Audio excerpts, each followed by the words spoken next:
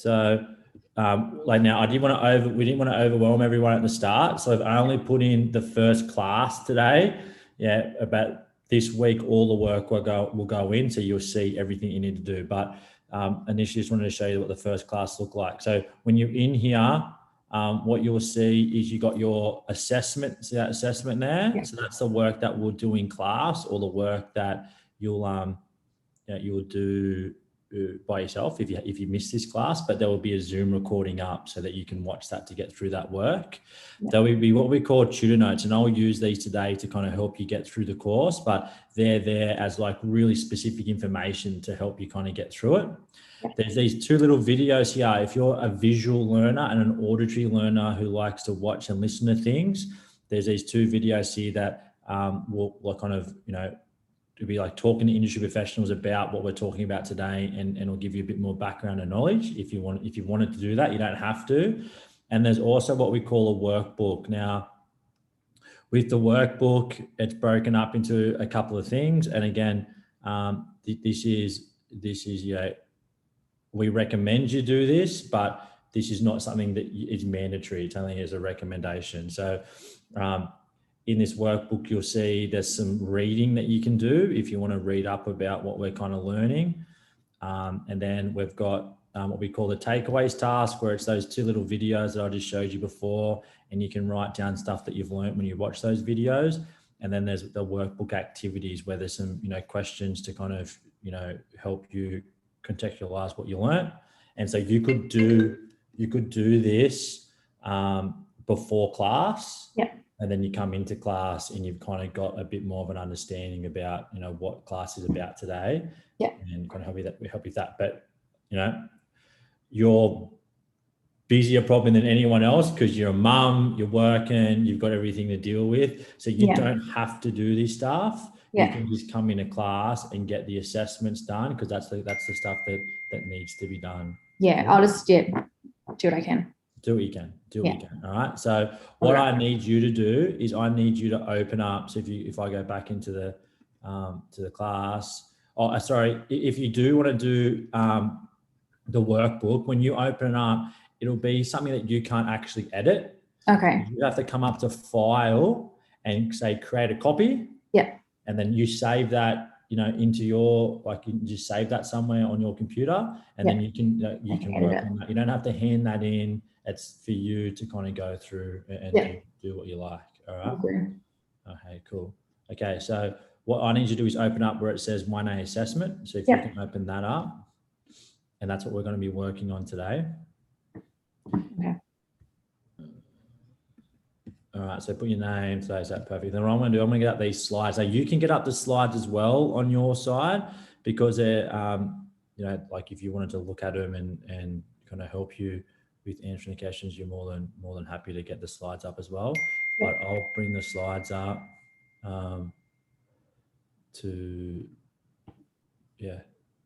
kind of go through with you. So let me bring those up now. All right, so all of module one, again, this is done in a certain way. So module one talks about, how to onboard a client and get a client ready to train. And then module two talks about how you develop programs for clients to train.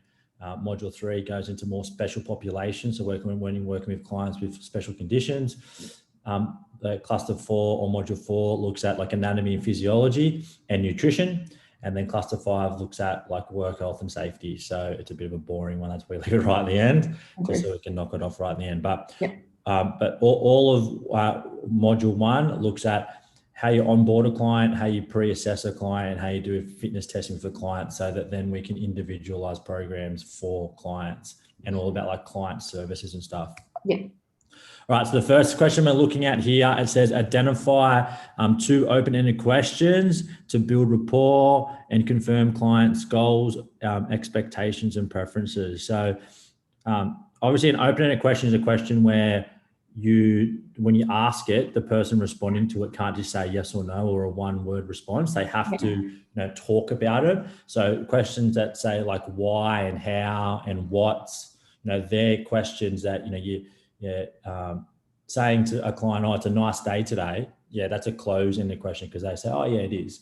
And for people that if you're working at a gym and you're trying to drum up business, you want to go on what we call prospect, which is go and like talk to people and get people to know you. And, by asking closed questions, especially in the gym environment, people will just, brush you off as quickly as possible. Where if you really put the effort in and ask open-ended questions and get to know the clients, that's how you can really, build and drum your business up, when you're working inside a gym. So all we're looking at here is, identifying 2 questions to help build rapport, and that's just a professional relationship. So I want you to choose one on the screen to copy in, but then I want you to think of your own one. So out of those 5 there, what one would you feel most comfortable with if you were to come up to me, you never knew who I was, and say, hi, my name's Anna, I'm a trainer here, and I just want to ask you this, like, which one would you feel most comfortable in saying? Probably, why are your training goals important to you? Perfect. All right, sweet. So I want you to put that down for your first one. Why are your training goals important to you? All right. Now, what's a question that you would ask that's not on here that you would ask, just because of the way you like communicating with people and talking to people? Yeah, probably like, what do you expect to get out of this? Like, do you want to, you're doing for strength or fitness, like that kind of thing? Like, yeah. So perfect. So perfect. So what do you expect to get out of training? Awesome. Great. That's really good. Perfect. Nice and easy. And that's it. That's that first question done. All right. So next question now we've got some scenarios of clients, and we're going to look at acceptable customer interaction. So when you're working with different customers, how you're meant to interact. Again, with this question, a lot of the questions in this course, we have to follow a syllabus. So they might seem a bit boring and stupid, some of them.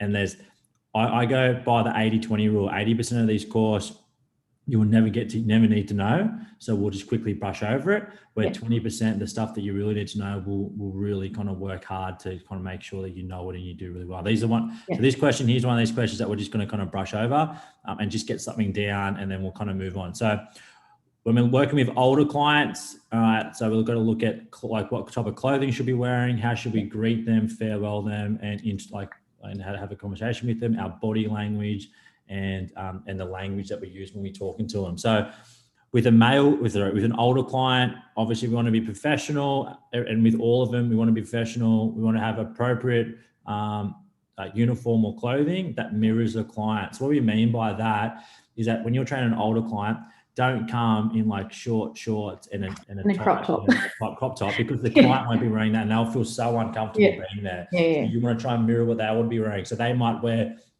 as a female, they might be wearing like some long like tights, and maybe like a normal shirt, training shirt. You know what I mean? So that's so they would feel more comfortable if you're wearing that. So that's what we mean by mirror what the clients wearing.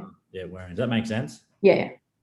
Okay, so you can copy the first one in. I hope that's cool. So what it's got there, and that's why if you've got the slides up too, you can literally just go to the slides, and paste, copy, and then paste if you want to get those slides up to make so you don't have to rewrite stuff out. Cool. Minus.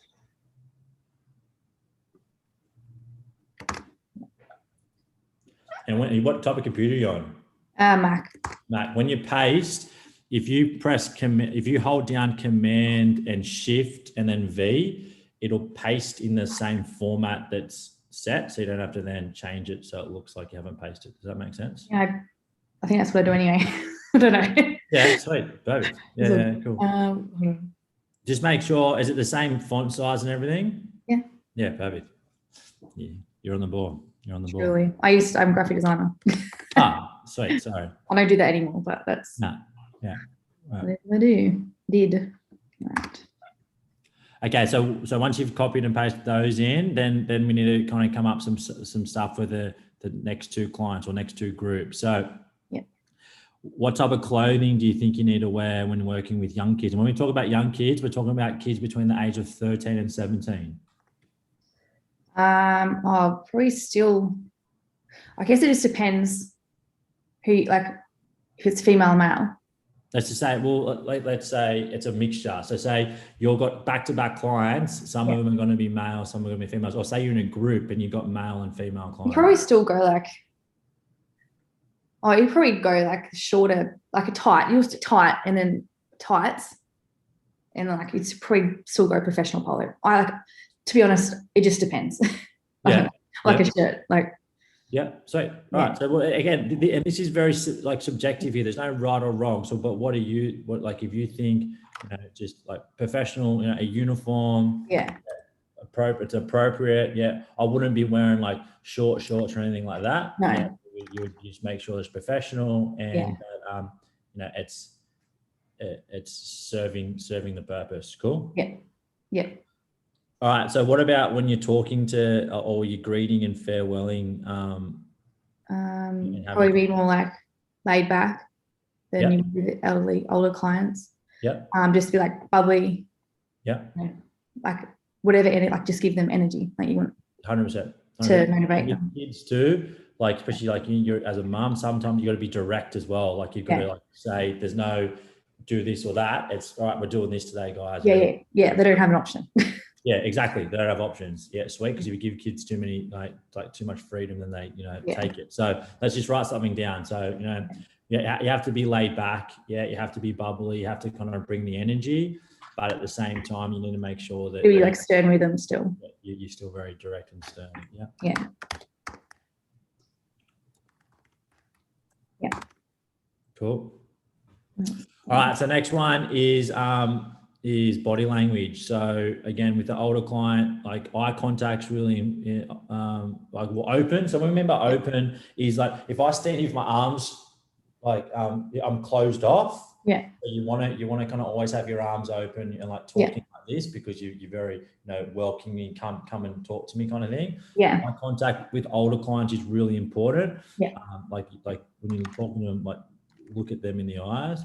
Speak to them at their level. So if you've got like an old lady that comes in and she's like really small, like sit down and talk to her as you sit down because you're at the same level. Yeah.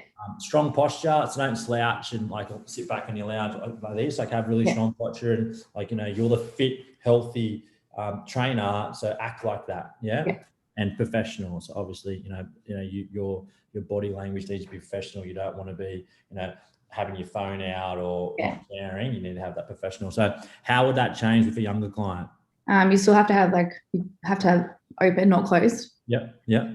You still want eye contact because you want them to they need to be listening to you. Yeah, definitely. And you show them that you're talking to them. Yeah. Hold on. Yeah, stop it. My dog's licking itself. Get lost. Get. I've got no kids that the dog's going to punish. So we want eye contact. You still want to do the same kind of thing, like speak at their level. Like you're the one, you're in charge, and you want to show them. You want them to kind of. Yeah. So with kids though, say working with a group of kids. Yeah. You would sit them down and you would stand up because then it shows authority because you're like, I'm the teacher here, I'm the trainer. Everyone sit on the ground and then you're not going to drop and sit on the ground with them. No. You're going to then talk to them, So when you're working with kids, instead of at their level, if you're one-on-one with a kid because they've hurt themselves, definitely drop down to their level. But when you're trying to give instructions to kids, you want to be above them. So have them sitting down and you're above them. All right. So speak above them or speak. So just put like when speaking with like just show authority. Clients, like have them sitting down. So you're at a higher level than them when you're talking. You're speaking down to them. It's not a bad thing. It's just like we work with kids. Yeah. So they used to do it every class. Oh yeah. Children. So obviously, it's too, like with anyone, strong posture is really important. I think with kids as well, if you're distracted, they're going to be super distracted. So don't with the kids, you've got 100% attention on them at all times, because if you don't have that 100% attention, then they're not. Where with an older client, you could probably waver a little bit because they're not going to need that as much attention as you would. So that would be one. Just make sure that your body language show that you're focused on that client or the clients, the group of clients. Yeah. And no one else really matters for that day. Cool. Yeah. All right. So then the way that we speak to them, so the language that we use. So I think definitely always a combination of formal and informal language is really good, especially with working with kids. Mirror their language there, but we don't want to, we want to use a deeper tone of voice. And the reason why with kids, we use a deeper tone of voice is because we cut out their high pitched voices. If we drop our voice tone, it'll break through their high squeaking tone, so they'll hear us better if everyone's making noise. Cool.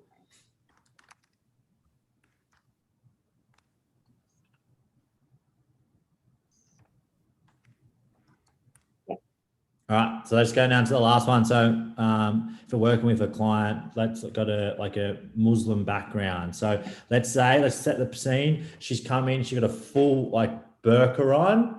And she wants to do some training with you. So if you know that this is this client, how would you dress when you're meeting her for the first time? Probably long sleeve shirt and long tights, pretty loose shirt. Yep, perfect. Sweet. Let's do that. Let's write that down. Awesome. Yeah.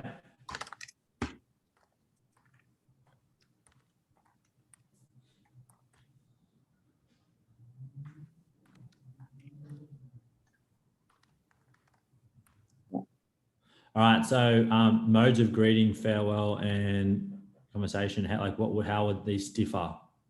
Well, it shouldn't. It just depends on their age, I guess. Yeah. So it's probably just the same as you would with an older client, or it just depends if they're younger or older. So and write that down. So the way that I interact with the client will depend on their age. And be on age and probably gender as well. Perfect. Yeah. But at all times, keeping a professional relationship. And I guess why this would change a little if you're a male. They say you shouldn't touch a female client because they're not meant to. So you're not meant to offer a handshake when you greet them and stuff. It's more hi, kind of how you going. But as a female, it doesn't matter. So that wouldn't matter as a female, but it would matter as a male. I think body language would be very similar to an older client. Again, that's just really professional the way that is. And again, the way that you communicate, your language you use, mirroring the client. And the reason why we say mirroring, it's a great way to build trust with someone. If you start talking the way that they're talking and using the same tone of voice that they're using, they feel a lot more comfortable, and so it's easier for you to build a relationship with them. And that's why we say mirroring. So combining both formal and informal language and mirroring the client's tone of voice, definitely. Cool. That's it. That one's done. Let's move on. All right. Next question. We're going to say, it says, listen, explain 3 strategies to overcome the following areas of difficulty when working with clients. So we've got cultural, social, and behavioral. Now I've got the examples for us, and now we're going to think of a strategy. So the first example for cultural, we're going to do language barrier, because it's probably the main one that you'll deal with. So if you've got a client that comes in and their English isn't their first language, what's a strategy that you would kind of,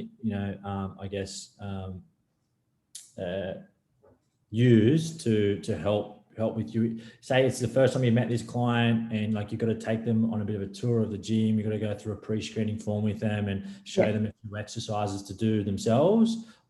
How can you break down that language barrier? Probably talking slower. So slowing your communication. Slower, pronouncing words better. Probably using your hands more. And just making sure that they're understanding what you're saying as you're going. Perfect. And then when you're explaining exercises and stuff, what would you do? Well, I'll just show them. I'll show them how to do it, and then get them to try it, and Yeah. and correct them if they're doing it wrong. Yeah. Awesome. Great. And then other things too, like say you're trying to explain, you know, what the gym offers. Yeah. Walk them around the gym to show them what the gym offers, not so much sit down and explain it all to them. Where if you're doing it with me, you could say, all right, Leon, the gym does this, and I'm like, yeah, sweet, no drama. Yeah. Where, you know, with a client that English isn't their first language, you might take the time to give them a tour of the gym to make sure they feel like visually they can understand better than through verbally. Yeah. Cool. So let's just put all those things down. Yeah. All right. So and really key here too. And when we've got questions that says list and explain, we can't put dot points down for explain. We've actually got to put it in a paragraph. Yeah. Cool. So just make sure that we've done that. I am a dot pointer, but Oh my, I'm a massive dot. I'm really bad at explaining things out of my head. Yeah, I'm the same. I'm the same. Yeah. So, the thing that I do is I just re-ask the question and then put my dot points down, but that's how I do it. So that's a bit of a tip to put. All right. So next one here, we've got social. So the one that we're going to do is financial socioeconomic disadvantage. So people who come from a low socioeconomic disadvantage kind of background. What's a strategy to help them overcome their ability to participate in exercise? Well, I don't know. Maybe it just depends on. Are they coming? So they can afford to come to the gym. Yeah. Yes. Yeah. But then maybe if you're doing one-on-one, not offering too many, they can't. You don't want them to commit to something they can't afford. Yeah, that's right. So you don't want to be pushing them to be seeing you that much. I don't know how to. Yeah, no, definitely. But say a client wants to see you more. Yeah. But what are some strategies that we could implement so that then that client could see a trainer more? And the key thing here, we spoke about it in the 6-week course we just did. Don't devalue yourself. So the key thing is, how can I get this client who can't afford me by themselves to come and see me? How can I? What could you do? Well, you offer them group training. Perfect. Awesome. So that's the strategy. So our strategy is that we offer group training to these clients, get them to bring a friend, they can split the cost, get them a couple of friends, and then they can train together, and that's how they can afford the training. Does that make sense? Yeah. Yeah.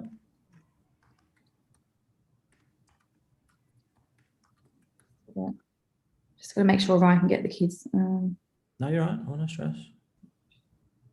Yeah, all good. Yeah, all good. Yes, you can get the kids. How far school? There's my eldest. His primary school is literally right there. It's a 5-minute walk. Yeah, so it's we'll be done anyway. And I say, get him anyway because they don't finish school. He can get them anyway because he finishes training at 2:30, I think. So he can get. Cool. He's my little minion. All right. So last one is so behavioural. So let's say someone's really self-conscious, and you get this a lot in female clients, especially older female clients. They don't want to be in a gym around everyone because my mum's, she's in her late 50s. She's overweight and she hates, she's just so, nervous about being in a I find that's with a lot of women, not even just older or unfit. They just need someone with them. They need to come with someone. Yeah. Experience it. Yeah, 100%. So they do it once. Strategy to overcome that. So how can you help a client in that circumstance? Well, I'd get him to bring a friend. Yeah, nice.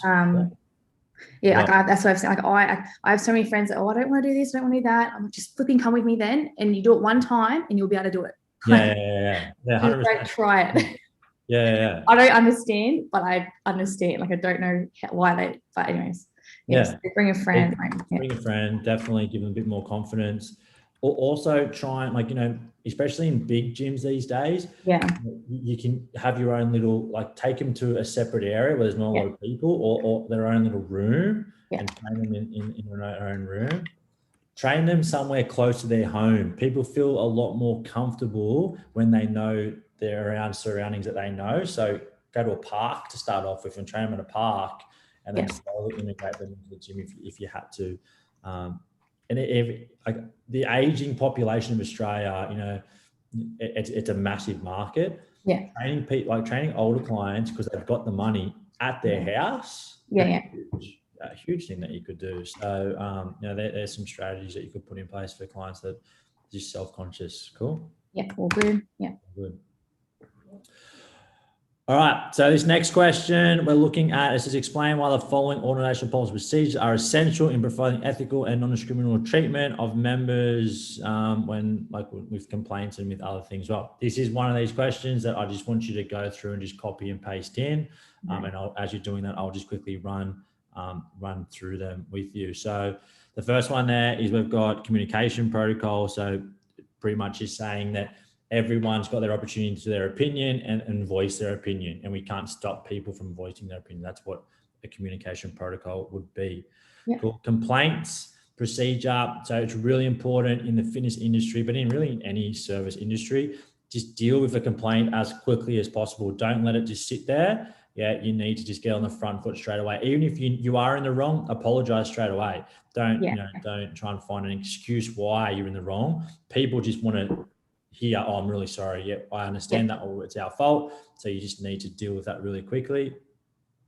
So customer service, create a professional standard, and you want to make sure that that standard is kept every day. You don't want to drop that standard. That's like, it just, whatever you do that one day you do across the whole time. And again, if stuff arises and complaints arise, we just deal with them really quickly.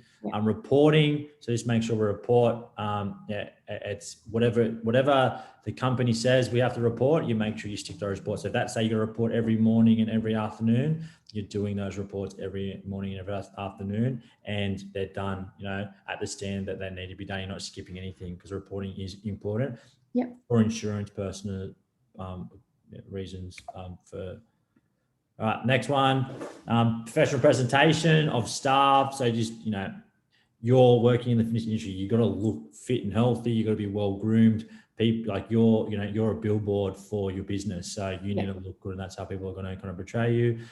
So privacy. So, as a trainer, we fall under this, it's like the Privacy Act of 1997 or something like that, which it's very similar to, if someone tells us something in confidence, we can't then go and say to other people, unless they're at risk or you're at risk. So you can't, if you're training, say, a husband and a wife, and the wife tells you, oh, I cheated on my husband the other day, and then the next client you have the husband, you can't go and tell that husband and the client that the wife just told you that. Like, you're legally not allowed to because of client confidentiality. So you just got to be aware that you unless you get permission from the client to share information, you're not allowed to share information unless the client is in harm or putting someone else or yourself at harm. That's the only only way that you can share that information.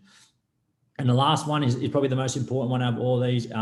It's record keeping. So you have to keep like forms and stuff of clients for 7 years.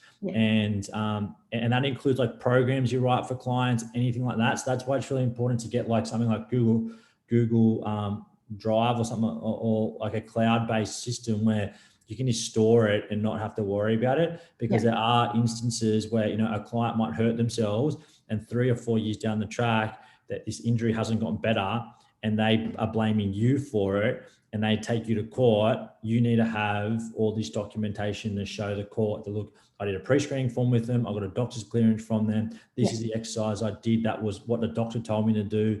And the more evidence that you can kind of keep and collect, and the less the kind of you decreasing the risk of you injuring, you getting sued, pretty much. So 7 years is what they say as a minimum. All right, but if you can hold it for longer, hold it for longer.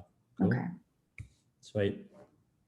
All right, next one, we're looking at like different kind of legislations. Again, it says explain, so we need to put these in a bit more of a sentence. So I've tried to break it up as easy as possible, what each one of them means. You probably know what they mean anyway, but I just want you to put these into your own words as I kind of talk through them. So consumer law. So consumer law is protecting the person that you're selling a product to or a service to. And what consumer law says in a nutshell is that like what you're selling to the client is what you're actually delivering to the client. And at any time the client can you know, ask for a refund for services that they haven't yet taken up, and that, you know, you've got to, as a like someone offering a service, you've got to try and work with that client to deliver that service to your best ability. So you know, you can't just turn around a client and say, oh no, we said that we're going to be training at 5 o'clock of a morning and now you want to change to 6. I can't help you, and I'm taking your money. See you later.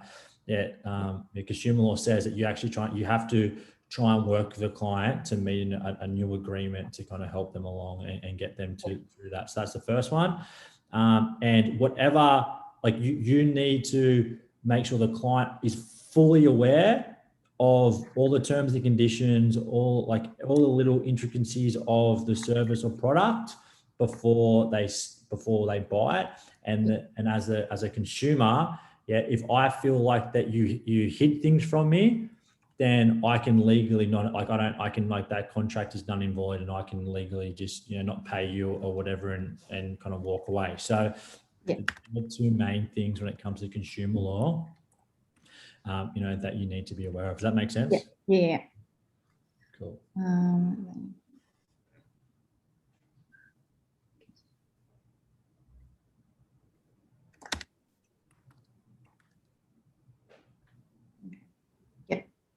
All right, so the next one, equal opportunities. So, you know, it is very hard in the fitness industry because you might only work with females. So you would be, you know, discriminating but that's your clientele. But, you know, as a whole, say you opened up a gym, unless it was a female only gym, but let's just say it was a normal gym, you know, equal opportunity means that you're giving everyone the opportunity to come and train at your gym, and you're not going to discriminate against gender, against religion, against their age. You know what I mean? Like everyone has the opportunity to train at your gym. That's what equal opportunity is referring to.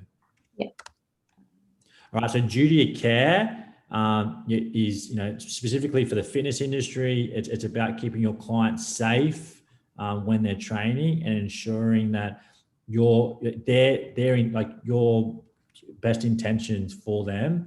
When you're giving, you know, training advice, when you're giving any type of advice at all, you've got the client's best intentions, on front of mind, and that you're not doing it just because, you know, that you've thought about it and that you're taking into consideration everything, all factors, whether it's the age, whether it's injuries, whatever it is, and that you're trying to, you know, offer a service that's going to be safe and is appropriate for the client.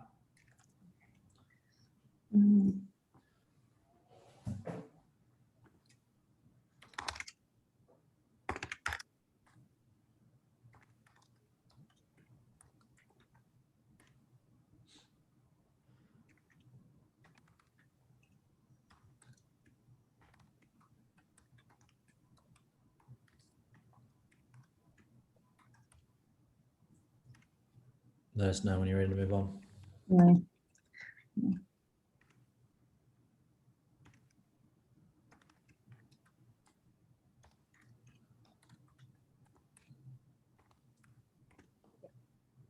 Okay, so next one, legal and ethical limitations in your role. So as a Cert 3 qualified fitness professional, these are our limitations that we've got to kind of stay kind of around. So number one is like we can only deliver face-to-face group sessions. So that's what we can do as a Cert 3 qualified. We can write individual programs for clients, but they only can be for what we call general population. So they can't have anything wrong with them. And that's not a program that we can then say, oh, come and I'll do it with you. and I'll do PT, it's something that you write up and say, look, here's a program I've written for you. You're a general population client. Here, go off and do that. So you can do that as a Cert 3 qualified. If you're working with special populations, so if say a client's got asthma, or you've got they've got like, let's say, diabetes, or like pre and postnatal. So especially you definitely could work with clients like that. As a Cert 3 qualified, you're not allowed to write programs up for them by yourself. You have to be guided by a allied health professional. So speaking to either a Cert 4 qualified PT, like your boss at work who's more qualified, like a doctor, a physio, and they will, give you guidance on how to deliver that or how to design that program. And when you're offering nutritional advice, you can only give recommendations that align with the Australian guidelines of healthy eating. And we'll do a lot of that in module 4 or cluster 4 to talk about that. You're not, and everyone does it, but it's actually illegal.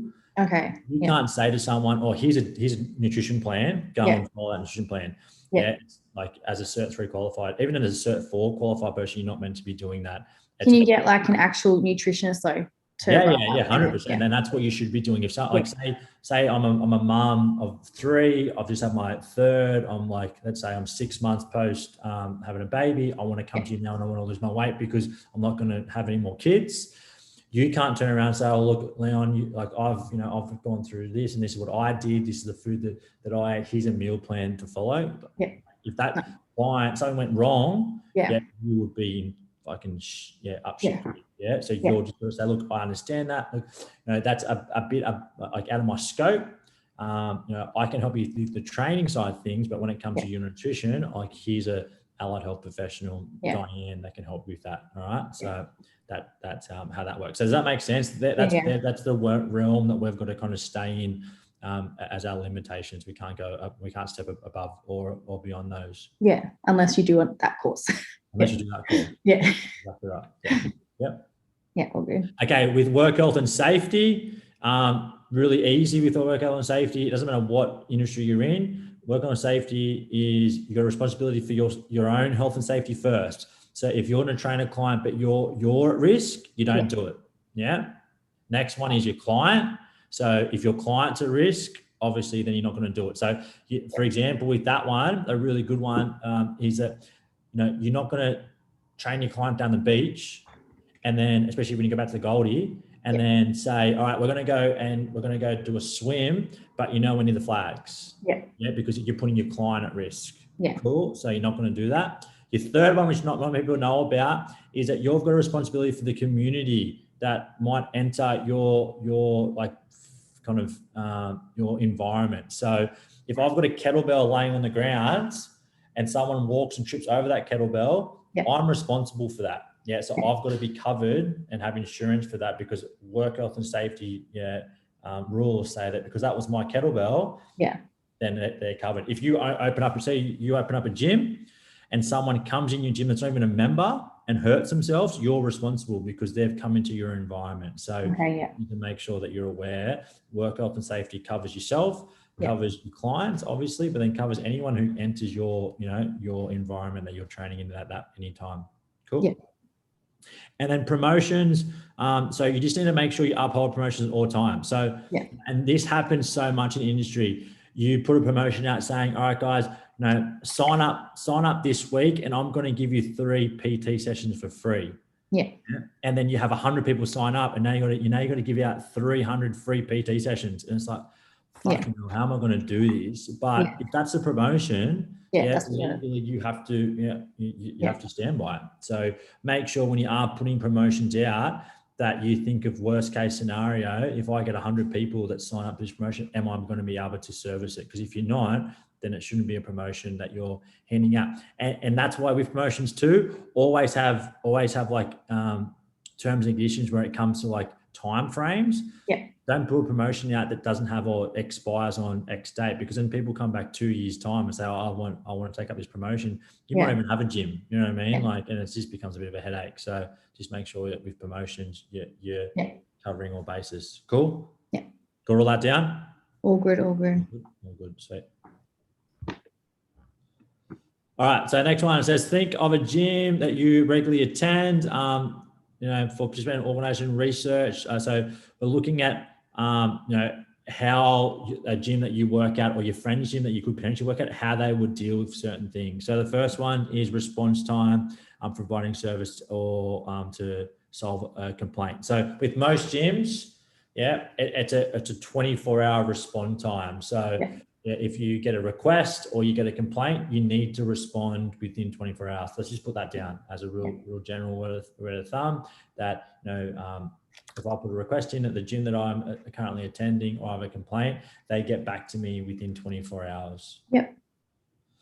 All right, next one, and this is where I want you to think. All right, so with customer service policy and procedures. So things I want you to think about, to write down, is how you're treated when you're at the gym, how you're treated when you're inquiring about the gym when you first started, and how you're treated if you do a class or you do a one-on-one session. So just write something down that kind of covers that, because that talks about customer service.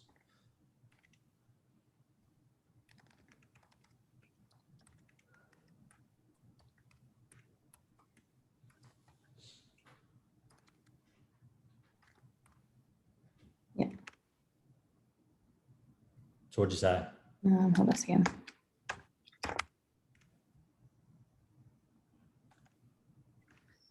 Hold on. When you write down stuff about like how you treated, how do they treat you at your gym now? How I'm treated? Yeah, how you're treated as a client. Like if because you go in there and you train, how are you treated? I don't know. Treated, I don't know, when I come in, oh, hey, how you going? How's your day? Blah, blah, blah. I don't know how to write that. Hold on. I'm just, hold on a second. Yeah. I'm just changing how I've written that.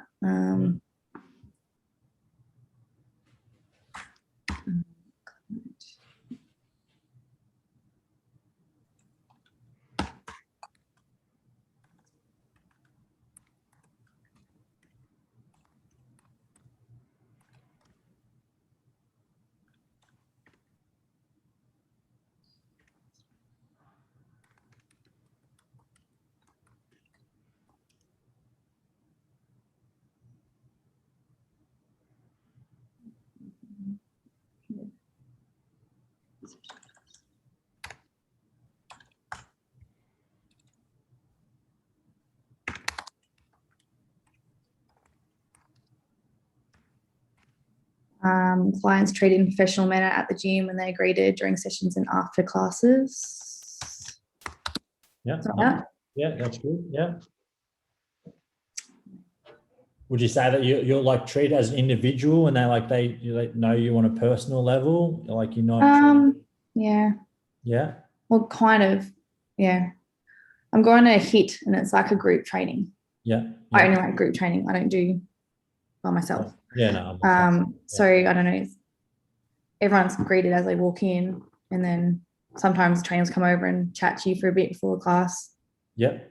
Yeah. It's perfect. Cool. All right. So what about when you first inquired there? How'd they treat you? Good. I just came in and I said, I don't want to sign up yet. I just want to have a free trial. Yeah. I sort of free trial, and they gave me a free trial for like 3 weeks.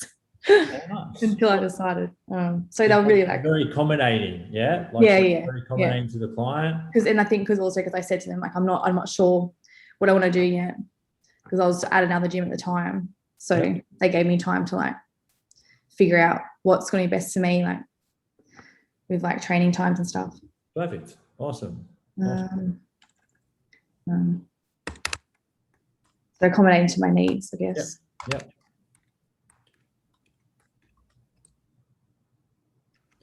What about, did they make you, well, they should have, and then you show, like, did you fill out like forms and stuff? Yeah. I filled out all the forms. Yeah. That would be a customer service policy. So just to ensure that like all forms required. All forms, yeah. And then, because the gym, this gym is like affiliated with the other gym I was at. So all I need to do is update everything online if I wanted to transfer over. So I did all that kind of stuff by myself. Yep. But it was all like in their protocol, I guess, to update my membership and change it. Like, Yeah, perfect. Yeah, and if you wanted support, they would have supported you with that too. So yeah, cool. well, not really actually. The actual the HIIT Republic, I first couldn't, when I first wanted to join that gym, I couldn't go through head office. I had to go to the actual gym, but it was actually it was pretty shit actually at the start. Now I remember, until I went in there and actually talked to them face to face. Yeah, right. So, but they're like head office, like no help whatsoever. Like it wasn't working to like pay for one session to do just do one session. I couldn't pay for it. And when I emailed head office, it's not our problem. You have to go talk to the actual studio. And I thought, well, it's pretty shit. Yeah, it is shit, eh? But I'm not a person to just like give someone one chance. I'll give them a couple chances, and then I'll decide. Russia. All right.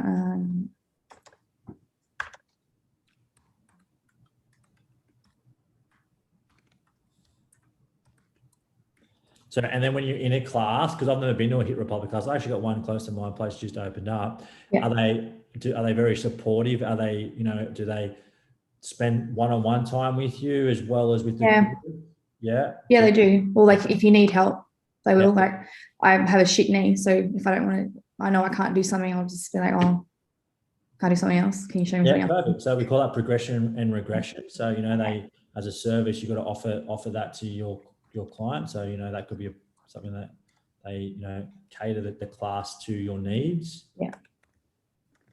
Are they really encouraging and supporting you in there? Yeah.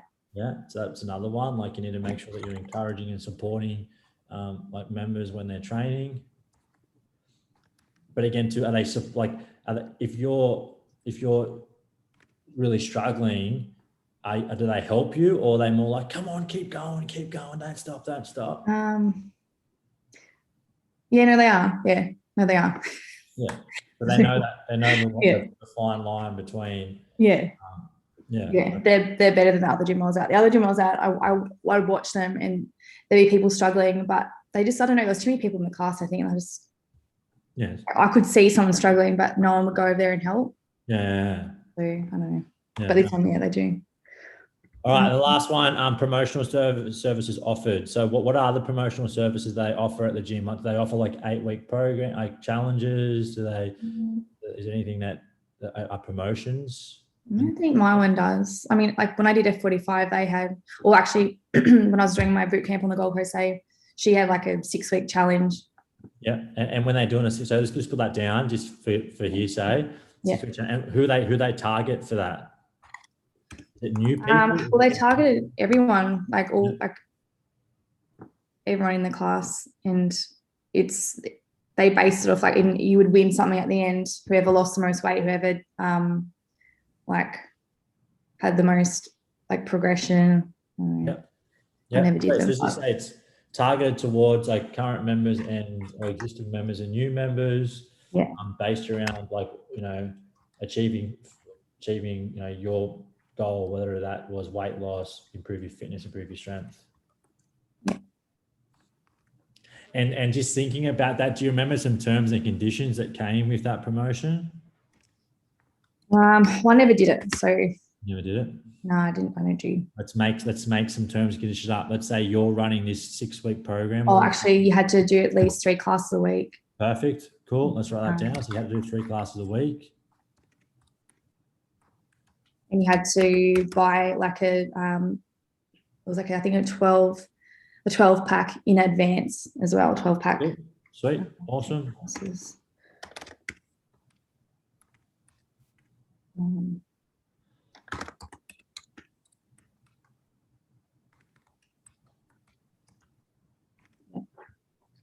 Perfect. All right. Put my blind down. Oh, yeah. I'll get some of it.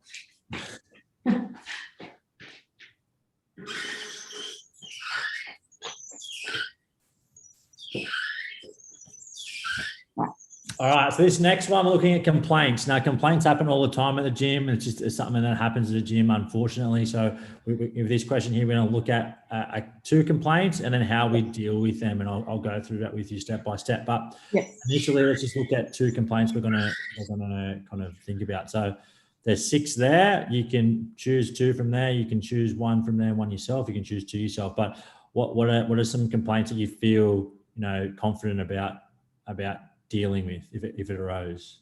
All right.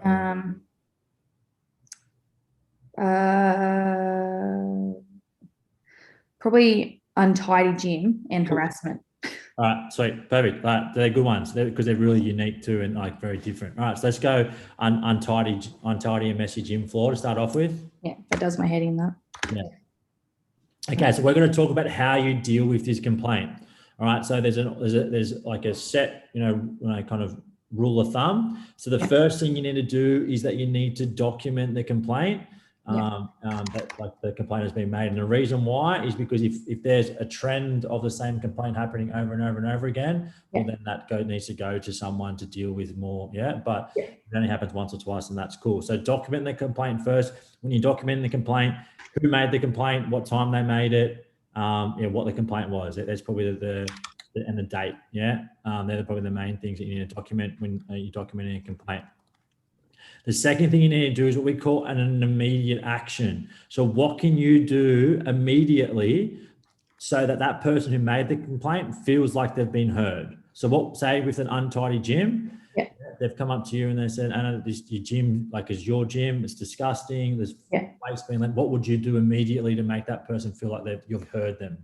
Probably apologize and then go and try and clean it up. Perfect. Awesome. So let's write that down. So the immediate action would be that you would, empathize with the client, apologize for the untidy gym, and that you would then go yourself and make an effort to start trying to clean the gym up for that client.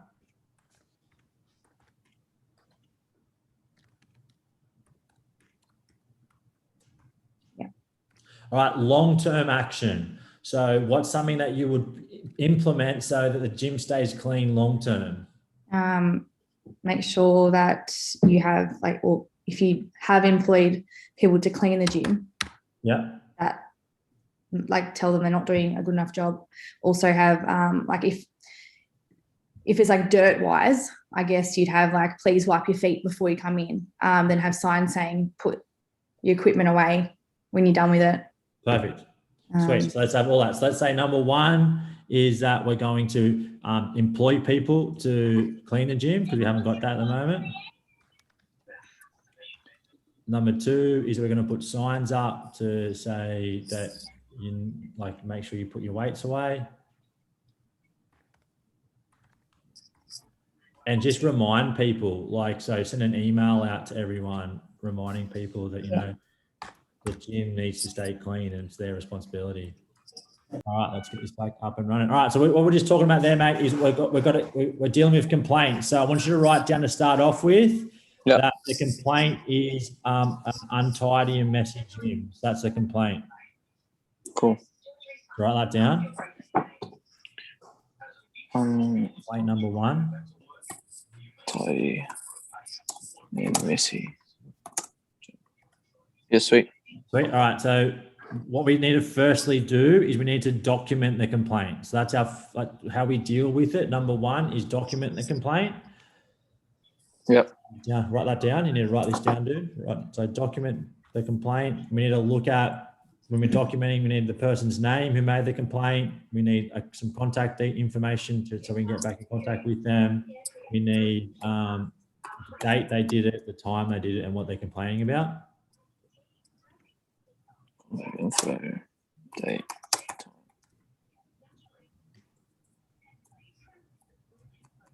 Cool. All right. Then after that, after we document, we needed what we call an immediate action. So that's something that we can do immediately to make that client feel like we've heard them. So we just spoke about before that we would be, would be empathetic towards the client, and that we would apologize, apologize for the untidy gym. And that then we would, straight away go and try and tidy it for them. So that's the immediate action. So write that down next. empathy. Apologetic. And, Apologetic. and make the effort to go to clean the gym. Yeah. On straight away. Cool. And then we went to long-term action. So long-term action, we just spoke about, that we would employ a staff member if we haven't already and their job is to keep the gym clean. Yep. We'd also put up signs around the gym to remind people they've got to put their weights away, after they use it, or the equipment away after they use it. And then we would send an email out to, all our members to remind them that, it's their responsibility to keep the gym clean. Gym cleanliness. Cool. Cool. All right. And then the last part, guys, is the follow-up. So then what we would do is we would go back to the person who made the original complaint and let them know the actions that we've taken. So we would let them know that, look, I'm really sorry, Jenna, that the gym was tidy the other day. Yeah. Some things that we've put in place so it's not untidy again is that, I've employed someone, we've put some more signs out, and an email has just gone out today to all our members to let them know that, that it's their responsibility to clean the gym. You know what I mean? So that's what we mean. So just follow up with the client who made the complaint and let them know of the actions that you've taken long term. Does that make sense? Yeah. Yeah. Cool. All right. So the second one, guys, after you write that down, we're going to look at is harassment. All right. So let's just say that a female client has come to you and said that, she feels like male clients in the gym are not harassing her by going up and annoying her when she's training and trying to talk to her, but harassing her and watching her while she trains and following her around the gym and just, being annoying and being pests. Yeah. Sweet. So because that does happen. So obviously number one thing we do is we document the complaint. Yeah. Document the complaint down. We put the person's name, the complaint, everything like that. So document is number one.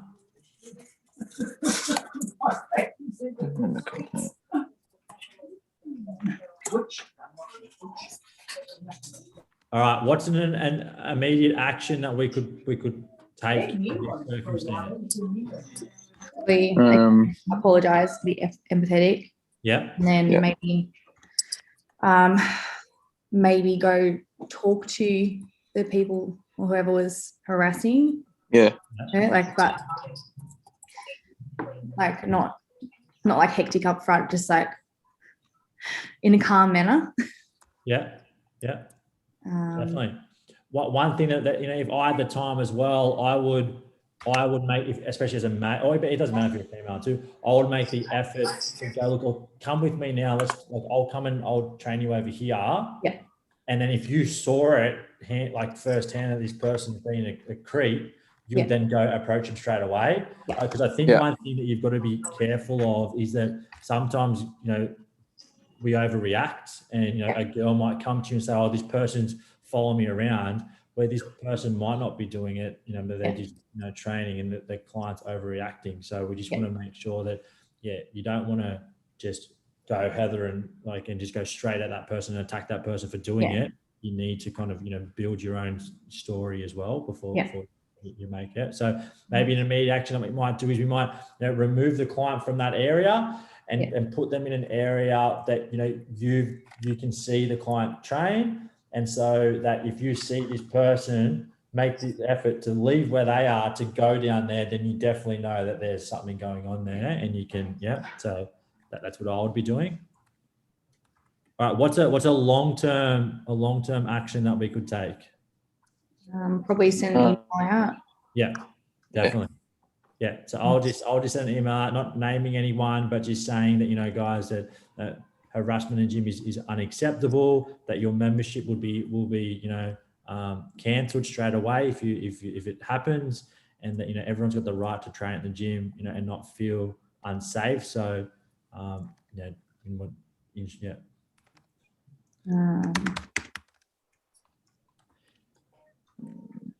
if it is that bad, you might even think about putting up some cameras in the gym so that you could watch people and go back and look at video if need be. Yeah.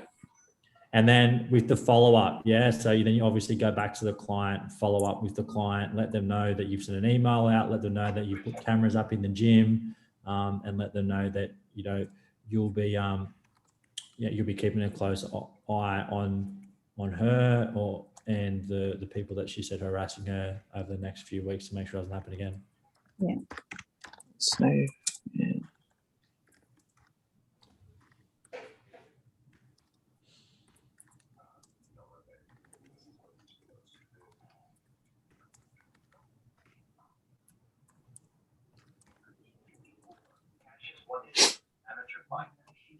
Hey, let us know when you're ready to move on, guys. Yeah, all good. Yeah, all good. All good. Perfect. All right. I've got 5, 6, 7, we've got 4 questions to go, and then we're done for the day. So it says, outline your knowledge of the following products within a fitness facility and why you'd recommend these services to clients to customize a solution for a client. So what we're going to look at here are key benefits of each of these services, key features of each of these services, benefits of each of these services, and then what type of client would you recommend these services to and why. So let's look at personal training first. Yeah. I'll open the floor to you guys to, you know, share your thoughts before we go on. But what are the key features of personal training? You get obviously one-on-one time with your client. Yep. And get to make sure that they're getting the advice that they need, like without anyone else. Yeah, and it's very, very customized to the client because it's one-on-one training. So key feature number 1, is that you get one-on-one time with a trainer, because if we're talking to a client, we're trying to explain what one-on-one PT is. You get one-on-one training with a client, and that the training that you will be, Client specific. exposed to, is very specific to your needs, customized for you. So that's a key feature. Yeah. What's another key feature of personal training?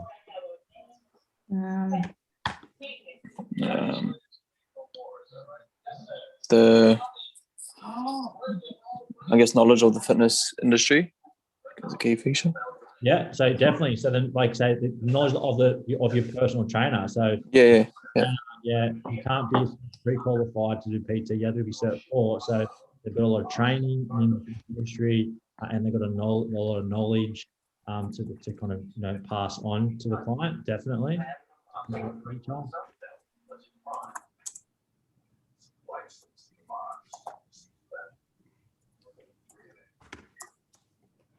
All right, one more feature that I would be putting down, guys, is that you choose when you want to train. Yeah, as a one-on-one PT, you tell the client, you tell the trainer when best suits you. It's not like a group class that you've got to just fit in. Yeah. The ability, I guess, a feature is that you can choose when to train. And like location as well. All right, what are some benefits? And what I mean by benefit, so for me, a benefit would be that, you know, that the training is customized to your needs. So if you've got an injury, and you're saying if you have a sore knee, the training is then customized to kind of fit around, with your needs. Does that make sense? That's a benefit of doing personal training. What's another benefit of personal training? Like location, like you can probably do it in your own home. Like 100%. So location, you choose where you can do it, definitely. Benefits. And probably that they've got more confidence to be trained like by themselves, maybe. Yeah, so benefit, you learn how to train, so you have more confidence, definitely, 100%.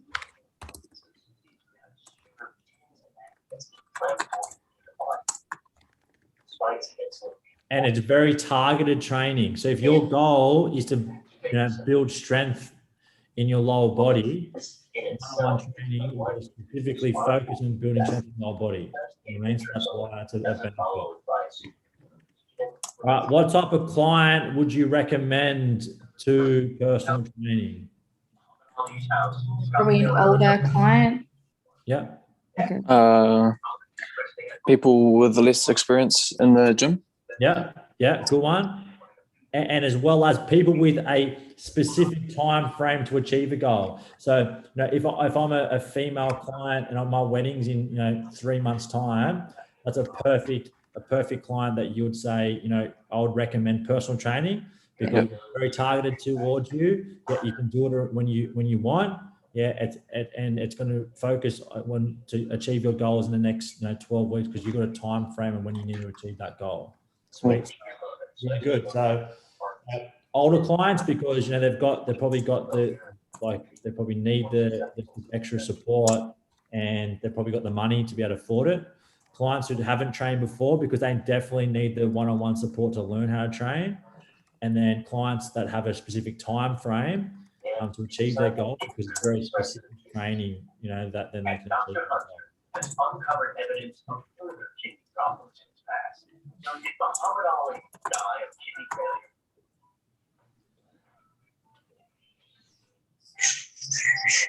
All right, the next one we're looking at here is small group personal training. So when we say small group, it's like 4 people. So 1 PT, 4 clients is a small group personal training. So key features, what are the key features of small group personal training? Team environment. Yeah, nice, definitely. Yeah, team environment, good one.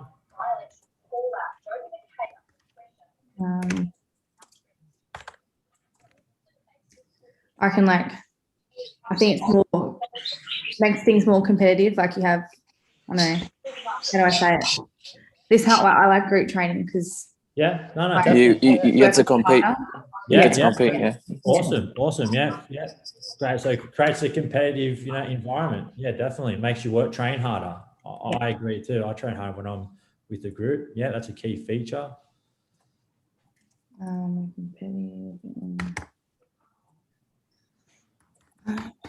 It's still very specific to the clients because, when you're doing 4-on-1, the PT has still time to program for each individual person. So the training a key feature is still very specific to the client.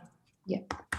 And you still get more time with that personal trainer than what you would if you're in a bigger group. So you get more one-on-one time with the trainer. That's a key feature.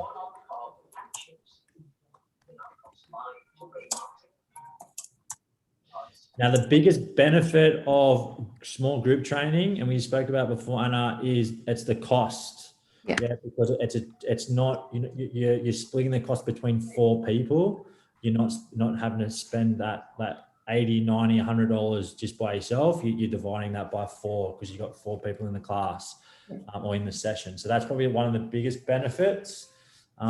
You get to train with your friends, especially if you want to bring your friends and train with them. So extra motivation to train, and you get social. I think social fitness is a massive thing these days. So to do it with other people is a great thing. So that's a really good benefit.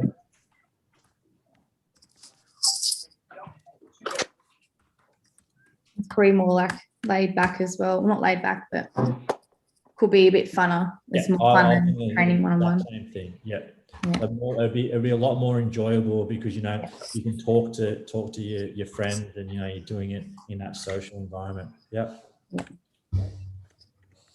All right, who would you recommend this to? So first off the bat, I'll give you I'll recommend it to young females, between 20 and 35, because I always found that training a young female one-on-one, especially as a male, it was a bit sometimes it was a bit confronting for a young female. So say, hey, bring 4 of your friends. Let's all train together. It's a great way to kind of not be so confronting for a young female. So I would be recommending it to young females between the ages of 20 and 35 because it would it's a very social environment and it's not as confronting to them when they're first starting off in training. All right, who else could you recommend it to? Clients on a budget. Yeah, nice. Clients on a budget. Awesome. Maybe people You that could no, you go. no I don't know, maybe like I guess, young sport teams. Yeah, awesome. Young sports teams, really good one. Nice. People that all have like the same goal. So Yeah. even like bridal parties, so you get the bridal party in because they're all wanting to look good for the wedding. So Yeah. get them in and train them in a small group. All right, guys, that's heaps for that one. Let's move on to the last one, which is a spin class. Do you know what spin class is? Yeah. Yeah. Yeah, sweet. All right, what are the key features of a spin class? If you're sell me a spin class, Anna, let's go. Sell I it. hate spin classes. I hate them as well. I can't sell it to you. I don't like them. Yeah. All right, but what are the key features of a spin class? It's very high energy. Yeah, high energy, high intense class. It's a low impact because it's on a bike, so it's a key feature. Anyone can do it because if you've got knee injuries or whatever, it doesn't matter because it's a low impact. It's in a group setting, so that's a feature if you like group training. Yeah.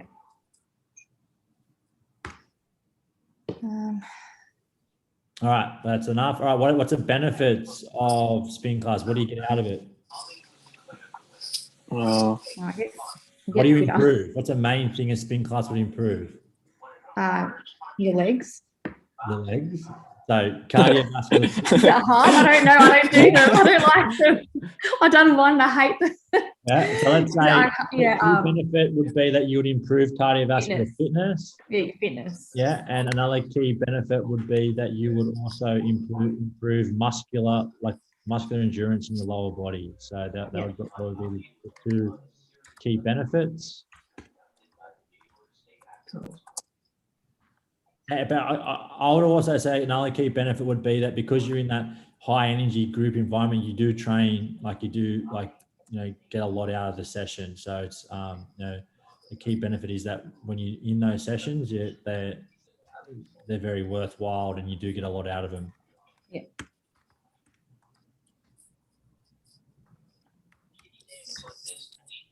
Right. What type of clients would we recommend spin classes to? People with knee injuries, really. Yeah. So clients with lower body injuries and need to do low impact training, definitely good one.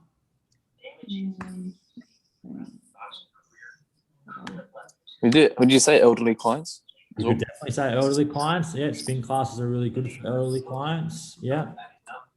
Because again, it's low impact on their joints, but it's a great way to improve their cardiovascular fitness. So we're going to say why. So we can't just say elderly clients. You've got to say why. Yeah. One more.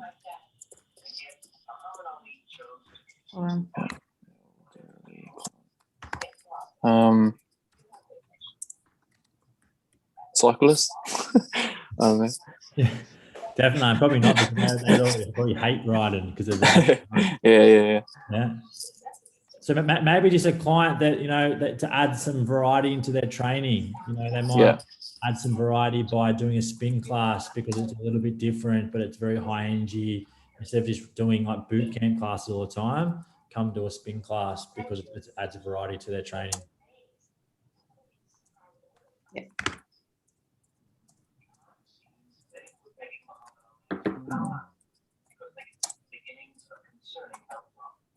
Yeah, sweet. All right, question 6 one, guys, really simple one. It says identify 2 principles to enhance customer service and how they would benefit the customer's experience.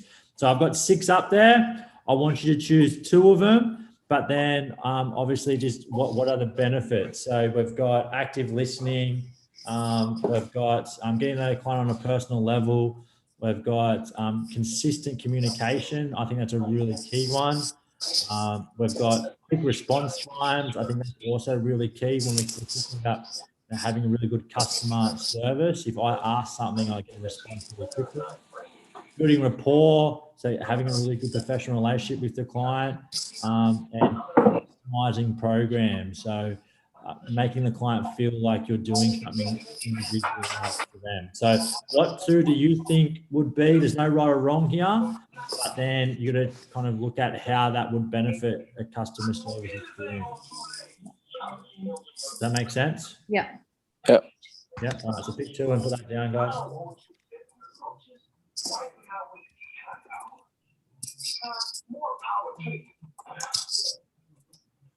Um, Slurring is further evidence of TBI. It could be physical damage to the language centers of the brain, or it could be damage to the nerves that control the throat and vocal cords. What's report mean? So rapport. So Yeah. rapport means like a professional relationship. Oh yeah. Yeah. So building professional relationship with a client.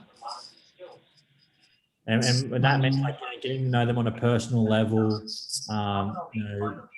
like trying to become like know them more than just, you're their trainer. You might, organize for a group of you to go out for a coffee once a month, and like, so you kind of trying to build a relationship with them. That's not just, you as a trainer, it's you as their friend as well. Cool.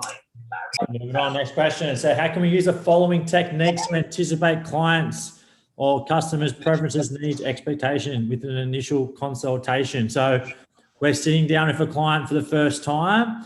Yeah, we're going to ask them some open-ended questions. So questions where we need more than a one-answer response.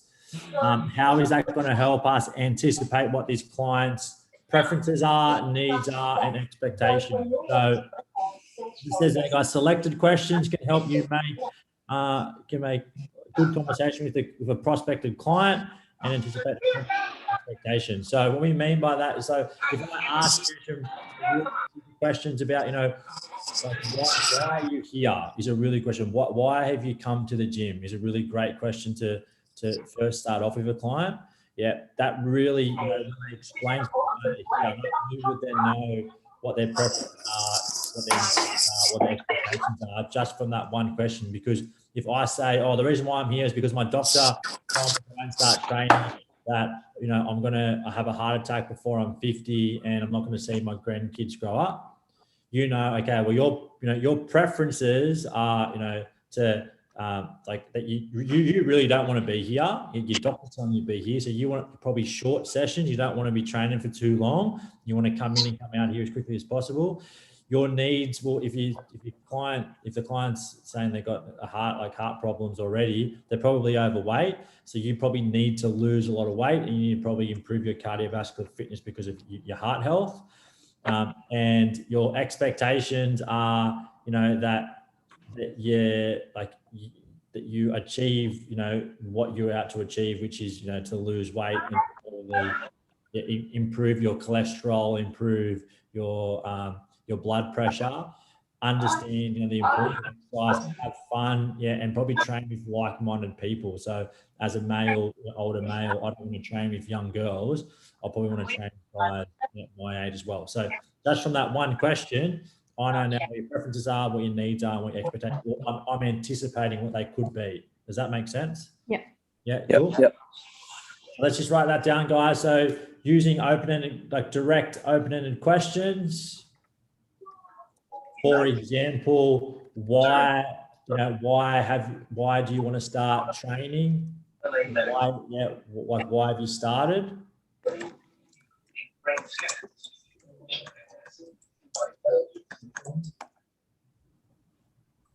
have a report of CP rating. Really paint the picture of what the client wants to achieve with the response that they give to you. Scan shows 2 abnormalities, a dilated third ventricle and a hole in the membrane separating the lateral ventricles. Ventricles, structures, cerebral spinal fluid flow between. All right, and then same with goal setting. So if I'm sitting down with a client on an initial consultation and it's a female client and she's saying, well, my goals are that I want to lose 20 kilos in 20 weeks because I get married in 20 weeks time. Well, I definitely then can anticipate her preferences, because her preferences are obviously that, she wants weight loss. Yeah, she wants to see that she's losing weight every week. She needs to look good in a wedding dress. So we're going to be focusing on areas that she wants to lose weight in. Her needs are that we've only got 20 weeks, so it's the best day of her life. So she's probably going to put a lot more effort in if it was something else. So we need to train really hard. We might need to train 3 days a week, but I need to do what everyone can do to make sure that she achieves this goal. And her expectation is in 20 weeks' time, she looks the best that she can look, on her wedding day. So just from understanding the client's goal will help us anticipate the client's preferences, needs, and expectations. Does that make sense? Yeah. Yeah. So let's put something down about goals. How can goals help us anticipate? All right, we've got one more question, guys, and we are done for the day. So I'm going to finish this one off. I've got one more to go.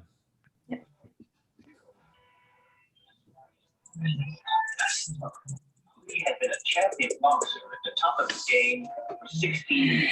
All right, last question. When completing an initial consultation with a new member at a fitness facility, outline the following. So first we're going to look at, guys, and we can just copy what's on the page here. If you've got these slides up, you can just copy and paste the slides straight in. But if you want to type in, you can. So professional service standards and protocols when conducting a pre-exercise risk assessment. So number one, when conducting a pre-exercise screening with a client, this must be completed before they start any training. So they can't do anything until they've done a pre-screening form. Number two is that this needs to be completed by a fitness professional that is at a minimum of a Cert 3 qualified. So, at a gym now, you can't even work on reception unless you've got Cert 3 in fitness, or you're not meant to, because you're not meant to complete pre-screening forms with clients unless you've got a Cert 3 qualification. And the last one there is if any client is identified as a high-risk client, that they are required to obtain a doctor's clearance before commencing any training. So they're the three things that we need to put down for what's the standard and protocols when conducting a pre-exercise risk assessment. Sweet. That makes sense. And we'll go through a lot more of these, guys, in upcoming weeks, but we're just doing a bit of an overview at the moment. All right, what's our attitude and attributes expected as a fitness professional when completing a fitness appraisal with a customer? So fitness appraisal is fitness testing. So the things that we need to do, guys, we need to be understanding and encouraging. So we don't want to be screaming down people's throats. We need to be understanding and encouraging towards them. We need to be supportive. Yeah, again, we don't want to be, the bad person, you don't want to be too hard on people. They want to feel like you're supporting them through it. Positive, you want to be motivating, you want to be enthusiastic, and obviously professional, a professional about it. So what we mean by professional is like if you're measuring someone, that you're doing it in a professional way. You're not, for example, if you're measuring a female's hips, you're not standing behind them and measuring their hip from behind them. You're measuring it from an angle, because that's a professional way to do it, and that's a way that you're meant to be doing it. So be professional about what you're doing. And the last one, guys, you need to do this yourself, and then you're done. It says from the following different members and demographics, what are the different services, needs, expectations? All right, so for a client over the age of 55, what would their service needs and expectations be? Like very clear, like So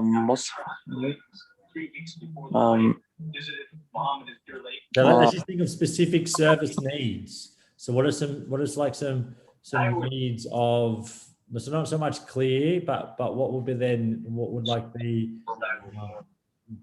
a need? Well, they wouldn't be doing high intensity training. Yeah. So a need would be that they would have to have that low intensity exercise.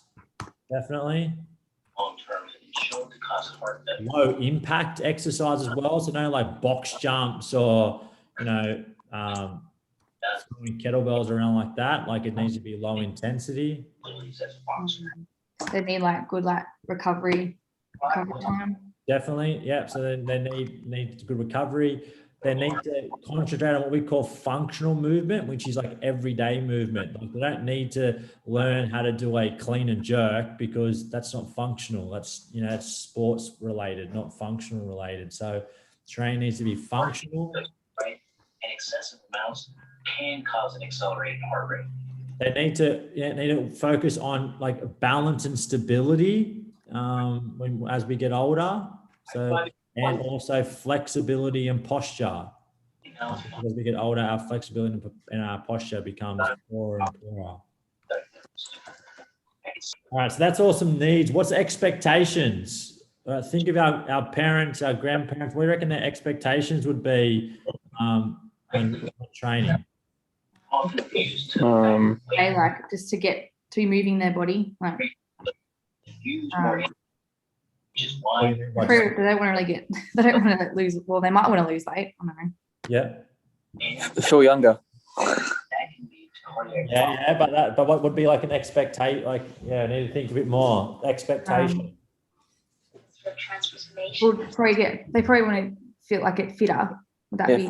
Oh, nice man. Or do you mean expectation from the workout or from you? Like, From you, expectation from you. okay. Well, they want you to be professional. Yep. Definitely professional. Yep.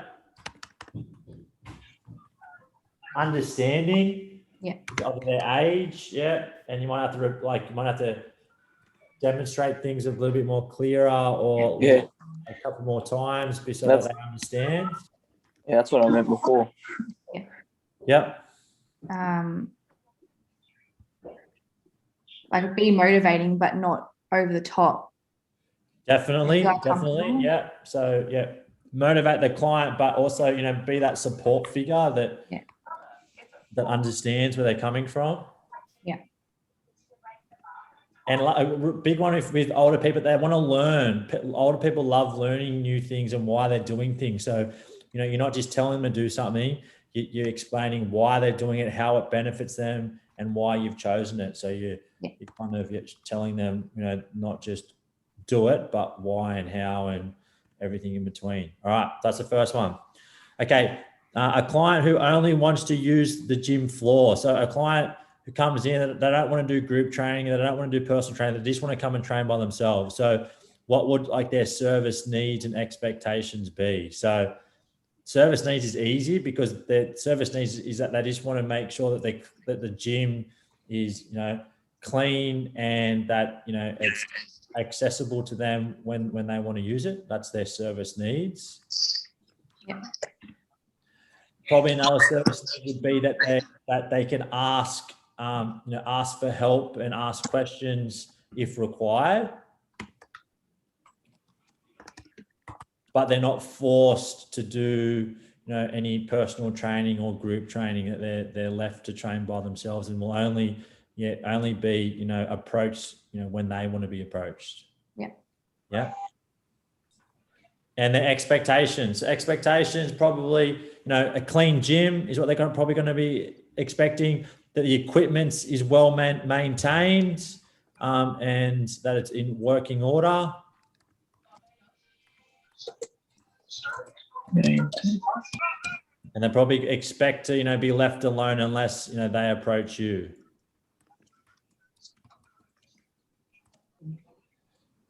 All right. So last one, a client who is seeking personal training services. So what would their service needs be?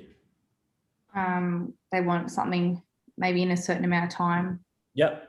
Sweet. They got a time frame they want to achieve a goal in. Yeah.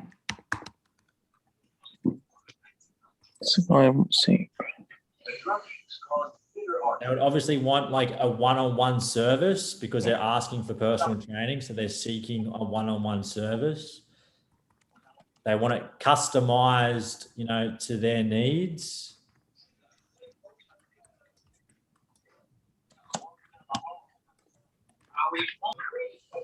And what would be their expectations? Professional, again, I guess. Yep, definitely professional, 100%. But say if I'm paying, if I'm doing a 10-week program with a client, with a trainer, they're charging me $100 a session, so it's costing me $200 a week. So that's costing me $2,000. What would I expect after 10 weeks? Results. Yeah, results. And you want 100%. support. So when you're going into personal training, your clients expect results. Does that fall back on them too? Do you have to? No, it falls back on you as a trainer. Unfortunately, it's Yeah. goal to put things into place so that they're eating well, that, you know, they're Yeah. staying accountable to their training and everything. So if they don't achieve their goals, they're going to blame you. Yeah. You've got to keep them accountable. So that's another one. They expect you know so that you've got things in place to keep them accountable to achieving their goals, and they expect obviously a high quality service. So you don't. If I'm training you once a week or twice a week, I don't just talk to you once or twice a week when you're in the gym. Yeah, I'm following up with you. I'm sending you messages. I'm all over you for 10 weeks to make sure that you're working towards achieving your goal. Does that make sense? Yeah. Yep. Cool. And that's it, guys. So that's our session done for the day.